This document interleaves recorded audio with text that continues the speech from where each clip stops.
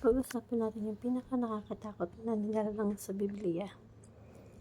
So mababasa natin sa Bible, ito yung mga cherubim. Kalimitan pagkaunawa natin sa cherubim. So, sila yung mga baby na may pakpak, mga anghel na ang chichabi, ang cute.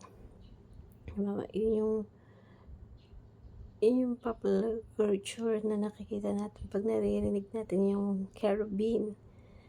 So, sila yung mga kubido. Yan. Actually, pag binasa mo ng Biblia, ang cherubim or cherubim, hindi siya gentle, comforting na cute mga babies. Ang itsura nito, ferocious, nakakatakot, nakakasindak. Yung hihimatayin kapag nakita mo na yung isang cherubim. Ang cherubim kasi isa plural. Ano bang cherubim? A class of created spiritual being who among others things guarded entrance into the Garden of Eden. So, nung nandun sila sa Garden of Eden na pinalayan sila, merong lagawasan doon na pinabantayan ng Diyos sa mga cherubim. And merong flaming swords na paikot-ikot doon na siguraduhin na hindi makakabalik yung tao doon sa presensya ng Diyos. Kasi makasalanan sila, diba? Yun yung kaparasahan.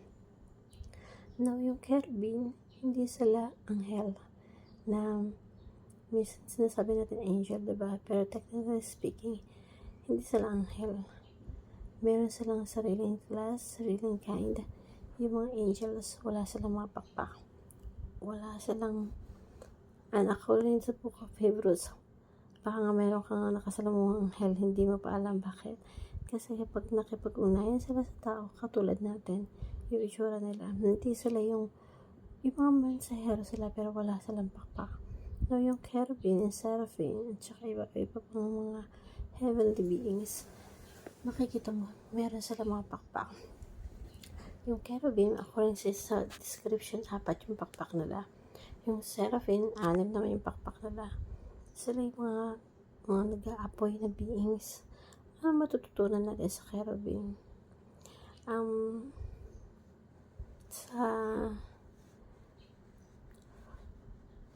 Pag sinearch mo sa internet, hindi mo talagang akalain na ganun talaga yung itsura ng cherubim. Nakakatakot. And yung pinagawa ng Diyos, si Moses ng Ark of the Covenant, merong 2 cherubim. Yung posture nila, at dito winiwisikan ng dugo once a year, symbolical ng pagdating ng Panginoong Jesucristo at pagkamatay niya dun sa krus. Basically, si Jesus Christ yung inaalay doon symbolically. Yung itsura ng cherubim, at ito yung yung paparating ng Messiah, is a Ark of Covenant. Sa Ezekiel, ito yung vision ni Ezekiel. Maraming passages patungkol sa chapter 1, chapter 10, chapter 20. May vision si Ezekiel patungkol sa mga cherubim. Sasabi dito sa Ezekiel chapter 1, mula sa gitna nito ay may isang kahawig na 4 na nilalang na may buhay. 4 living creatures. Ganito ang kanilang anyo. Sila may anyong tao. Bawat isa may 4 na muka. At bawat isa sa kanila may 4 na pakpak. At ang kanilang mga paa ay tuwid. Ang kanilang mga paa ay parang paa ng isang buya. At sila ay kumikinang na parang tanso na pinakintag. So, ganun ang description ng cherubim. May mga kamay ng tao sa ilalim ng kanilang pakpak. Silang 4 ay may kanilang mukha at pakpak na. So, yung pakpak nila magkakadikit na bawat isa sa kanila lumalakad ng tuloy-tuloy at hindi lumilingon habang lumalakad. Para saan? Meron tong mukha ng tao, mukha ng leon, mukha ng baka, mukha ng agila. So, nirambol na hindi mo talaga ma-describe. Kulang yung salita to describe of that kind of being. Kasi heavenly being sila. Otherworldly. Wala silang katumbas na nilalang dito sa mundo natin. At talagang kakaiba sila. So, basahin natin yung mga verse. Sabi ng description dito,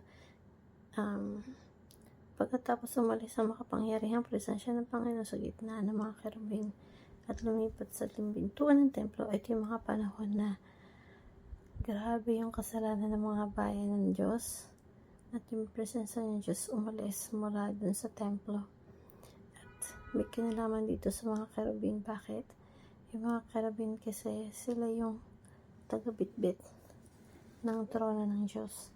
Kaya nang umalis yung presensya ng Diyos, yung mga kerubin siya yung ibig sabihin inangat ng mga kerubin. Sila yung taga-alipin ng Diyos na nagbibitbit ng kanyang trono. Yan. So, at meron pang mga gulong. Yan.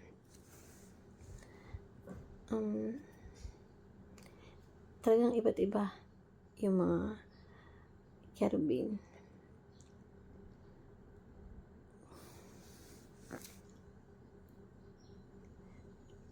At sabi dito sa verse 8, ang bawat kerubin ay parang mga kamay ng tao sa ilalim ng kanilang pakpak. May nakita akong 4 na gulong sa gilid ng 4 na kerubin, at sinabi na bawat gulong ay pinag-cross, ng isa ay nasa loob pa ng isa pang gulong. Ang buong katawan ng kerubin, ang lingkod ng at kamay at pakpak ay puno ng mga mata, at ganoon din ang mga gulong. Ang bawat kerubin ay may 4 na mukha. Tao, leyon,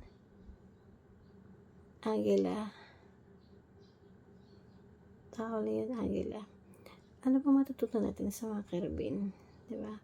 Pag binasa natin yung Revelation ng Biblia patungkol sa kerubin, hindi nakatuon sa kerubin. It's all about who God is. Kung paano yan.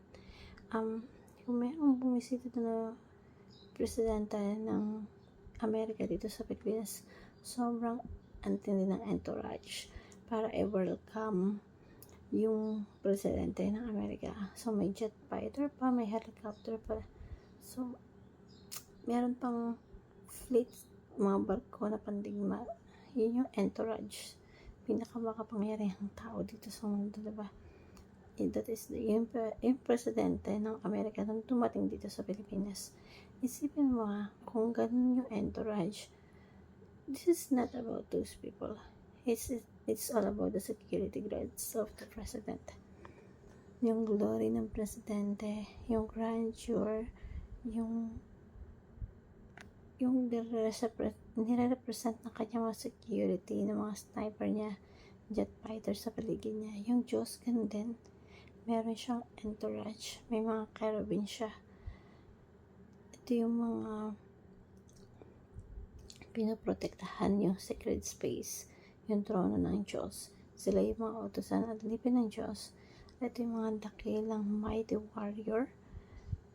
Hindi siya cute little babies, pero mga kagilang-gilalas yung itsura na 4 ang mukha. Nire-represent nila yung glory and power and majesty of God.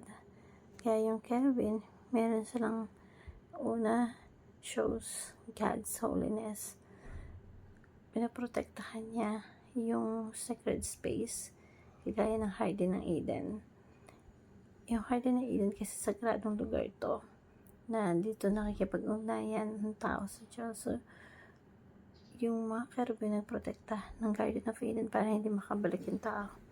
So, it shows God holiness. Ang Diyos banal, walang bahid na karamihan. Walang pwede makalapit sa presensya ng Diyos na marumi or makasalanan. Na hindi pwede kasi isang tao haharap ka sa Diyos na makasalanan ka. Hindi pwede. Kerubin shows God's judgment and kerubin shows God's glory. So, meron tong mga kinalaman sa judgment at the kerubin. So, yung judgment and glory. So, yung application nito sa life natin, set apart because God is holy. approach God with utmost respect.